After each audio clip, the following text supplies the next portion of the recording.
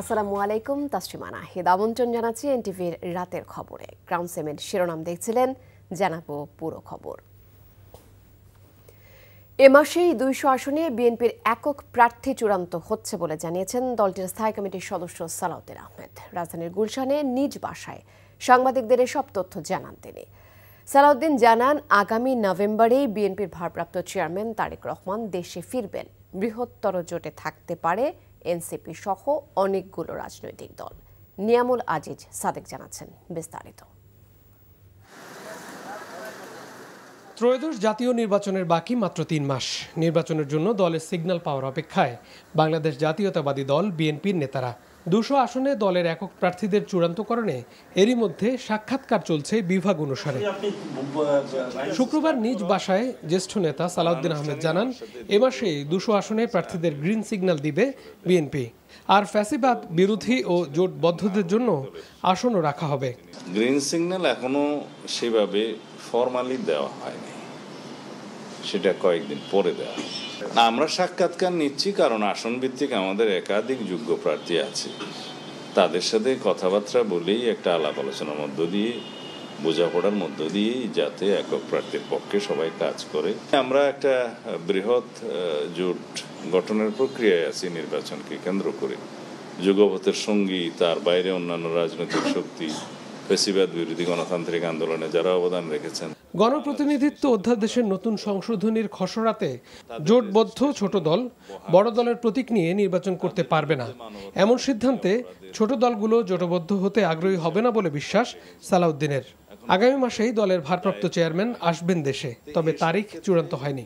আমাদের দলের মাননীয় ভারপ্রাপ্ত চেয়ারম্যান আপনারা খুব শিগগির জানতে পারবেন নির্ধারিত তারিখ। আশা করি নভেম্বরের মধ্যেই তিনি ফিরবেন। কিছু কিছু রাজনৈতিক দল আছে, যেমন বলতে শোনা যায় যে ছোট দলের বড় নেতা জাতীয় সংসদে যদি অভিজ্ঞ রাজনীতিবিদরা যান, তাহলে সেটা জাতির জন্য কল্যাণকর। আওয়ামী লীগ ছাড়া জাতীয় পার্টি নির্বাচন করলে কোনো সমস্যা দেখছেন না বিএনপির এই শীর্ষ নেতা। এনসিপি সহ আন্দোলনের সঙ্গী দলগুলোকে মূল্যায়ন করবে বিএনপি বলেও জানান সালাউদ্দিন আহমেদ। Niamul Aziz Sadek, NTV news, Dhaka. জনগণের গণতান্ত্রিক অধিকার তাদের সাংবিধানিক অধিকার। ফেব্রুয়ারির প্রথমার্ধে নির্বাচনের মধ্য দিয়ে নিশ্চিত হবে বলে মন্তব্য করেছেন বিএনপির স্থায়ী কমিটির সদস্য আমির খসরু মাহমুদ চৌধুরী। বিকেলে চট্টগ্রাম জেলা স্টেডিয়ামে জিয়া স্মৃতি ফুটবল টুর্নামেন্টের উদ্বোধন শেষে এসব কথা বলেন তিনি। বলেন, ভোটের মাধ্যমে জনগণ তাদের প্রতিনিধি নির্বাচন, সংসদ নির্বাচনের যে আকাঙ্ক্ষা সৃষ্টি হয়েছে তা বাধাগ্রস্ত করার কোনো সুযোগ নেই। বলেন, বিএনপি সরকার গঠন করলে ভবিষ্যতে বাংলাদেশের রাষ্ট্রীয় প্রতিষ্ঠানগুলো এবং ক্রীড়াঙ্গন দলীয়করণ বা রাজনীতিকরণের ঊর্ধ্বে থাকবে। এ সময় চট্টগ্রাম সিটি কর্পোরেশনের মেয়র ডাক্তার শাহাদাত হোসেন উপস্থিত ছিলেন।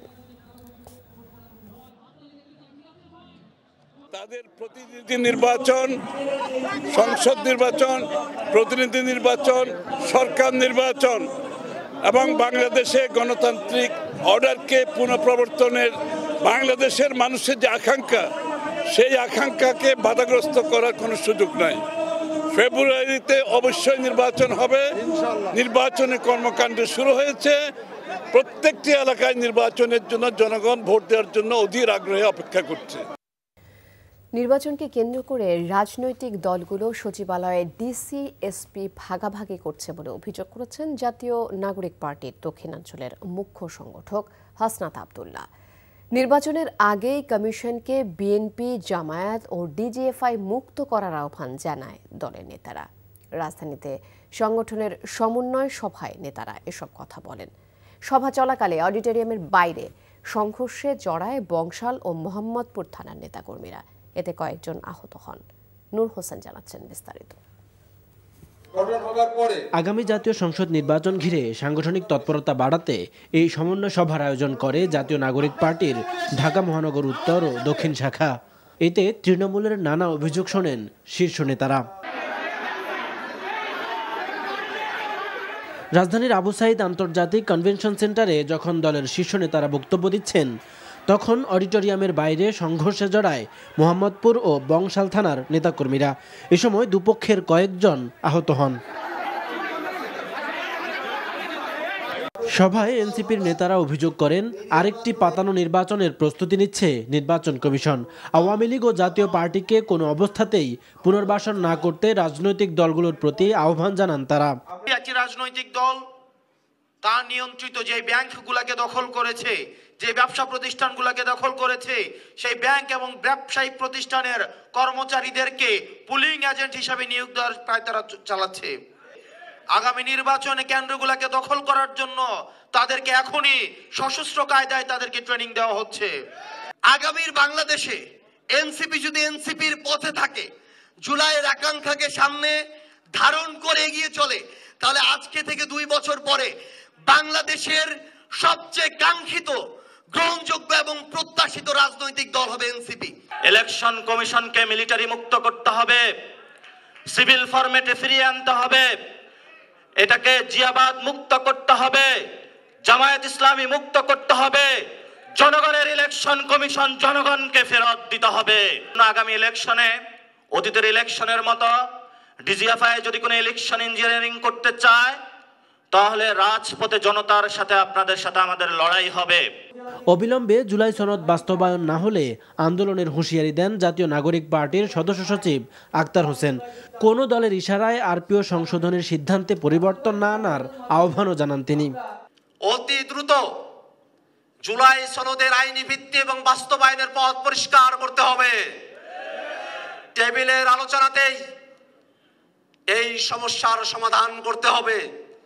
যদি জুলাই সনদকে আবারও 90-এর মতো করে তাবুজে দলিলে পরিণত করার কোনো চক্রান্ত করা হয়, বাংলাদেশের জনগণকে সাথে নিয়ে আমরা আমাদের পরবর্তী সিদ্ধান্ত জানিয়ে দেব।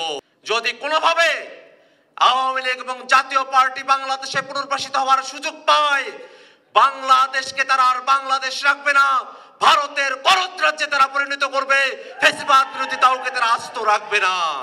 সমন্বয় সভা থেকে দেশের স্বাধীনতা ও সার্বভৌমত্ব নিয়ে কোনো ষড়যন্ত্র সহ্য না করার হুঁশিয়ারিও দেন নেতারা।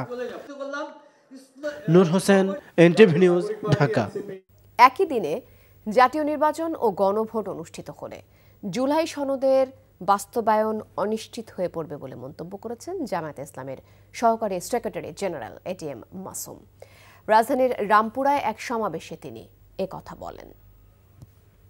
জুলাই সনদ শুধু স্বাক্ষরের মধ্য দিয়ে সীমাবদ্ধ রাখলে চলবে না, আইনের যদি কোনো সুযোগ থাকে তাহলে আমরা বলতে চাই প্রধান উপদেষ্টাকেই সেই সুযোগ নিয়ে আদেশ জারি করতে হবে। কারণ প্রেসিডেন্টকে আমরা বিশ্বাস করি না। গণভোটের মধ্য দিয়েই এটার সাংবিধানিক ভিত্তি নিশ্চিত হবে। আর এই গণভোট আমরা বলেছি নভেম্বরের মধ্যেই সম্পন্ন করতে হবে। বিএনপির ভারপ্রাপ্ত চেয়ারম্যান তারেক রহমান ঘোষিত রাষ্ট্র কাঠামো মেরামতের 31 দফা বাস্তবায়নের উপর আলোচনা ও ধানের শীষের পক্ষে জনমত গঠনে সিরাজগঞ্জের রায়গঞ্জে জনসভা অনুষ্ঠিত হয়েছে। বিকেলে উপজেলার ভূঁইয়াগাতি বাসস্ট্যান্ড চত্বরে ঘুরকা ইউনিয়ন বিএনপির আয়োজিত জনসভায় প্রধান অতিথি ছিলেন সিরাজগঞ্জ 3 আসনের সাবেক এমপি প্রয়াত আব্দুল মান্নান তালুকদারের ছেলে রাহিদ মান্নান লেনিন। এ সময় তিনি বলেন, বিএনপি ক্ষমতায় গেলে নারী শিক্ষার প্রসার, অবৈতনিক শিক্ষা ব্যবস্থা, নিরক্ষরমুক্ত শিক্ষা ব্যবস্থা, কৃষকদের ঋণ মওকুফ করা হবে। এদিকে বগুড়ার সোনাতলা উপজেলার বালুয়াঘাট এলাকায় বিএনপি নেতা মাহিদুল ইসলাম রিপনের নেতৃত্বে 31 দফা বাস্তবায়নের লক্ষ্যে লিফলেট বিতরণ কর্মসূচি পালিত হয়।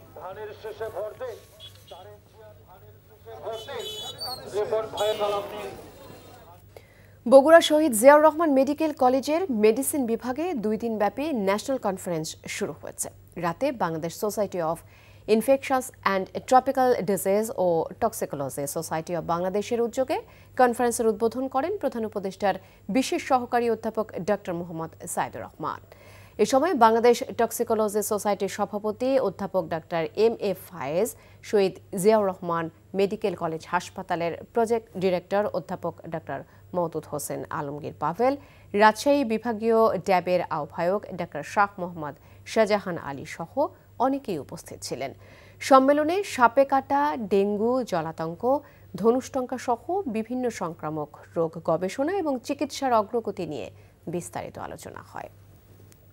এই ছিল রাতের খবরে। এই খবরের ভিডিও সহ আপডেট জানতে ভিজিট করুন এনটিভি অনলাইন www.ntvpt.com। এছাড়াও এনটিভির জনপ্রিয় সব অনুষ্ঠান ও খবরের আপডেট জানতে ভিজিট করুন আমাদের ইউটিউব ও ভেরিফাইড ফেসবুক পেজে। রাত 1টায় মধ্যরাতের খবর দেখার আমন্ত্রণ রইল। ধন্যবাদ সবাইকে।